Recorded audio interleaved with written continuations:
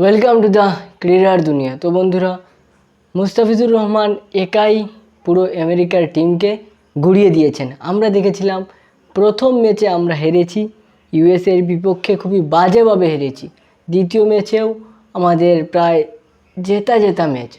সাকিব আল হাসান ক্রিজে ছিলেন, কিন্তু উনিও ম্যাচটা জিতাতে পারেন নাই। কিন্তু বন্ধুরা, আজকে আমাদের মুস্তাফিজুর রহমান পুরো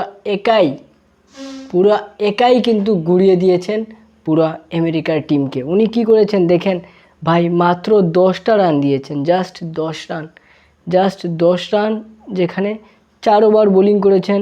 4 ওভার বোলিং করে উনি 6টা উইকেট নিয়েছেন।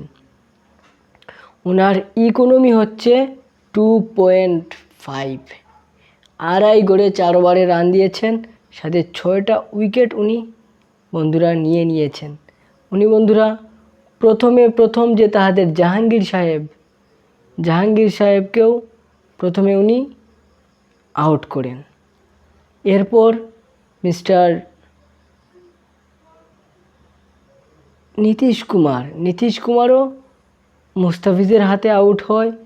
প্রথমে জাহাঙ্গীর, তারপর নীতিশ কুমার, তারপরে বন্ধুরা উনি কোরি অ্যান্ডারসনকে, যে অ্যান্ডারসন খুবই ভয়ঙ্কর হয়ে প্রথম ম্যাচে রান করেছিলেন এবং আমাদের বিপক্ষে ভালো রান করে তার টিমকে জিতিয়েছিলেন, সেই কোরি অ্যান্ডারসনকেও কিন্তু মুস্তাফিজুর রহমান তার তৃতীয় শিকার বানান।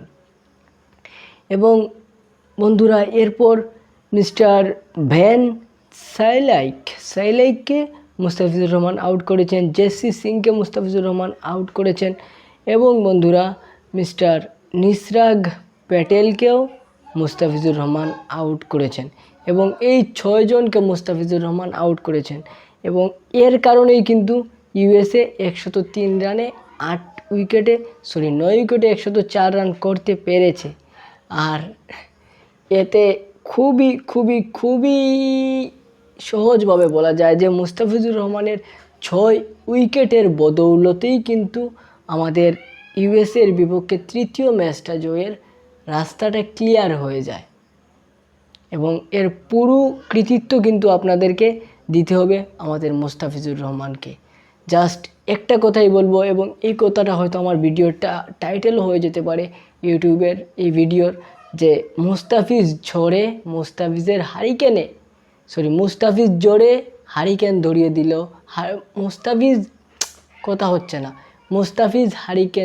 মুস্তাফিজের ঝড়ের কারণে হারিকেন নিয়ে বল খুঁজতে হচ্ছে ইউএসএকে বা যুক্তরাষ্ট্রকে, বা ইউএসএর হাতে হারিকেন ধরিয়ে দিয়েছে মুস্তাফিজের ঝড়। এরকম একটা টাইটেল হবে, কি বলেন আপনারা? অবশ্যই কমেন্টে জানিয়ে দেবেন। দেখা হচ্ছে নেক্সট ভিডিওতে। আজকের মতো বিদায়, ভালো থাকবেন। আসসালামু আলাইকুম।